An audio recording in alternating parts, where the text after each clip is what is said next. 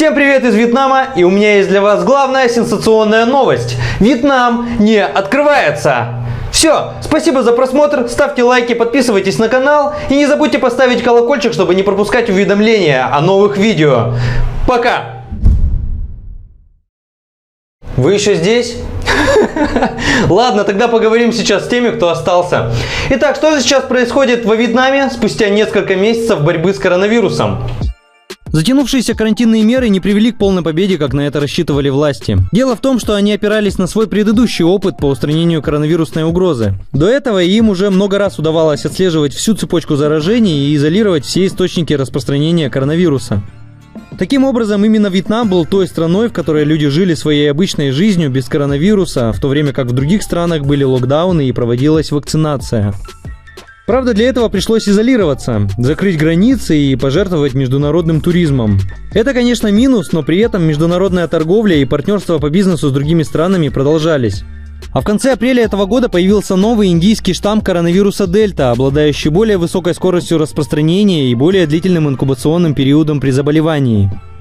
Естественно, власти Вьетнама вновь начали проводить успешные ранее методы борьбы с этой эпидемией. Но спустя несколько месяцев стало понятно, что в этот раз все гораздо тяжелее, и победить вирус только карантинами и изолированием не удается. Но эти действия все-таки не лишены смысла, как многие считают. Изоляция действительно замедлила распространение, а где-то даже и остановила эпидемию. По примеру провинции Ханьхоа, где находится город Ничанг и где я живу, можно заметить, что заболеваемость уменьшилась раза в 3, именно после полного запрета на выход из дома и жесткого контроля населения. В каких-то провинциях, можно сказать, полностью победили коронавирус, а в каких-то существенно сократили распространение. Но в то же время такие меры в целом в стране приводят и к разрушению экономики и обнищанию населения. Остановлены производства, ушли крупные иностранные инвесторы, остановилась вся торговля, как крупная, так и малая, начались сбои в поставках продуктов общественного питания и так далее. Все это никому не идет на пользу, поэтому в последнее время власти начали признавать, что бесконечное изолирование населения невозможно, и в итоге надо как-то учиться жить с коронавирусом. Но как? Если в один момент все открыть и отменить локдауны, то будет массовое заражение населения. Медицина во Вьетнаме совсем не готова к такому, соответственно, будет слишком много заболевших, и тогда в стране будет полный хаос и множество смертей. Поэтому у Вьетнама есть одна надежда. Это вакцинация населения и выработка коллективного иммунитета. Ну и тут Вьетнам столкнулся с большой проблемой. Вакцин в мире сейчас не хватает, а в самом Вьетнаме своего производства пока нет. В последние месяцы усиленно ведутся переговоры с разными странами о поставках хотя бы какого-то количества вакцин. Их присылали из Германии, Японии, Китая, США, Чехии, России, Сингапура, Австралии. Это были разные по количеству поставки от нескольких сотен тысяч до нескольких миллионов вакцин. По итогу хотя бы одной дозой к настоящему времени удалось уже вакцинировать более 30% населения, 2 дозами 6%. Также во Вьетнаме заканчиваются испытания своих вакцин, которые тоже давно уже разрабатывались. Это 3 вакцины от разных компаний. А еще планируется производство российской вакцины «Спутник».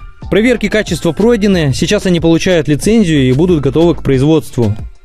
Эпицентром заражения является мегаполис Хошимин на юге Вьетнама, и именно там был основной приоритет на вакцинацию. Потому что там самая большая концентрация населения, и именно там распространение продолжается больше всего, так как там очень сложно контролировать абсолютно всех людей.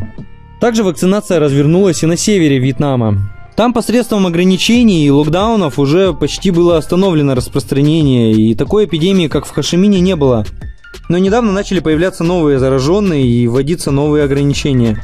Но Ханой уже сейчас вакцинировал более половины населения одной дозой и планирует закончить полную вакцинацию в ближайшее время. Что касается Ничанга и провинции Ханьхоа, то здесь тоже разворачивают ускоренную вакцинацию. Лично я не был сторонником вакцинации, но скорее всего сейчас придется это сделать, потому что другого варианта для свободного перемещения не будет. Можно, конечно, делать постоянные тесты, но это уж очень накладно получается. Один знакомый врач, вьетнамка, которая сдает нам квартиру, сказала, что поставила себе британскую вакцину, ну а родственники вакцинировались китайской. Проблем у них нет, и она рекомендовала тоже вакцинироваться. Другие знакомые вьетнамцы, семейная пара, с осторожностью отнеслись к этому. Вакцинировался сначала супруг, после этого он сразу разболелся, и его пришлось госпитализировать. Я вакцинировался британской вакциной, а моя супруга китайской, и я чувствовал себя гораздо хуже. После прививки мне стало плохо и пришлось обратиться в госпиталь. Но через 2 дня я уже пришел в норму. А у моей супруги таких проблем не было после китайской вакцины. Все-таки мы советуем всем вакцинироваться, чтобы не умереть от болезни. Вот еще пример госпитализации человека после вакцинации в Ничанге. Его сразу увезли в госпиталь после укола. Так что не все люди хорошо переносят вакцинацию. Но при этом и наши некоторые соотечественники получили первую дозу в Ничанге. Вот, например, мой друг Леонид недавно вакцинировался. Несколько дней назад появилась возможность сделать прививку от коронавируса. Я, естественно, ей сразу же воспользовался. Это выглядело как рассылка в зал о местном мессенджере с указанием места, времени, фамилия, имя, отчество указано. Лично меня пригласили. Приехал, там все организовано, быстро заполнил какие-то документы, мне помогли. Буквально это заняло, наверное, 10 минут оформления документов и сама прививка несколько секунд. И потом меня там минут 15-20 подержали, посмотрели на мою реакцию. Все отлично, я прекрасно себя чувствовал. Уехал. В этот день никаких последствий, все нормально. На следующий день у меня немножко было ощущение, как будто я простыл. Опять следующий день все прекрасно. И, в общем, через день у меня такие ощущения, будто у меня насморк или что-то такое. Самочувствие, слабости, можно сказать, не было. Оказалась китайская вакцина. Я, в принципе, не против китайской вакцины. Если выбирать, то, наверное, я бы ее и выбрал сам. Почему? Потому что я предполагаю, что у китайцев было намного больше времени и ресурсов, чем у любой другой страны для изучения самого вируса и получения и разработки этой вакцины. И это дает мне возможность выйти на работу в ближайшее время.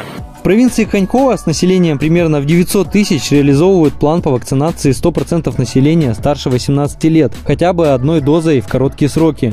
Уже вакцинировано в сумме около 500 тысяч человек, в основном одной дозой. Но к чему такая спешка и наращивание оборотов по вакцинации? Дело в том, что Вьетнам поставил задачу по возвращению к нормальной жизни к 2022 году. Учитывая, что обычно все такие планы во Вьетнаме в срок не выполняются, я не говорю, что Вьетнам в ближайшем будущем будет открыт для свободного въезда, как это было до пандемии. Но пробный и экспериментальный план во Вьетнаме по запуску ограниченного числа туристов в закрытые места существовал с самого начала возникновения пандемии в мире. Еще тогда ходил слух, что остров Фукуок на юге Вьетнама откроют первым. И именно там уже в октябре 2021 года планируется допустить для прилета первых иностранных туристов в очень ограниченном количестве. Для этого нужно быть полностью вакцинированным и иметь все справки и подтверждения, а также иметь паспорта вакцин при себе. Такой план по возобновлению туризма будет реализован в несколько этапов и предполагает постепенное увеличение количества прибывающих. Для этого на Фукуоке также полностью вакцинируют население. Речи о полном открытии Вьетнама пока не идет, но это будет первый шаг на пути к тому, чтобы постепенно возобновить туризм и в других районах страны. Например, курортный город Хойян, где сейчас уже нет эпидемии и снова открыты кафе, давно уже подавал заявку на то, чтобы первым принимать иностранных туристов. Хойян – это город, экономика которого опиралась в большей степени на туризм. У него интересная история, а его центральная историческая часть включена в список всемирного наследия ЮНЕСКо. В Хойян приезжали туристы со всего мира.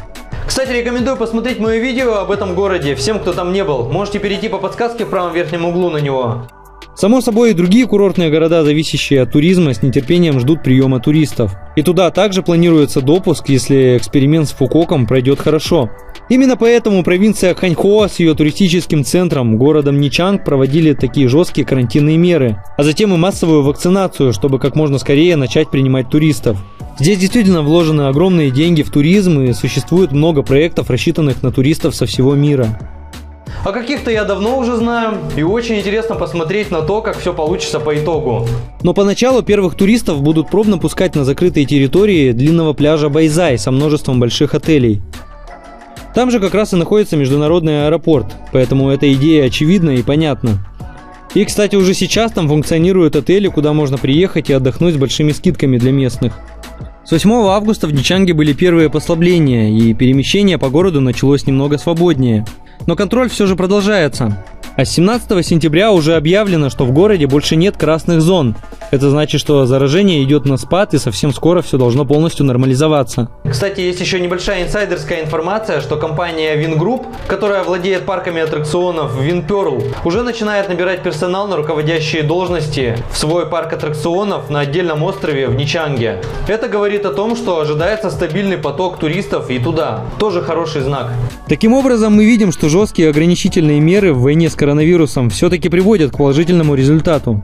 Да, не без потерь, конечно, но разве можно одержать победу в войне совсем без жертв? Но на данный момент в Ничанге пока открываются только небольшие магазины с продуктами, и выходить пока можно только за покупками. Но на улице уже появляется все больше людей. Мы тоже смотрели обстановку снаружи, видели, что открываются магазины, а вместо рынков пока организованы вот такие небольшие участки для продажи. Но все-таки это уже лучше, чем тотальный запрет на выход из дома. Ждем новых послаблений и победы над коронавирусом, чтобы можно было и дальше снимать интересные места. Уж очень много всего, где я хочу побывать и вам показать.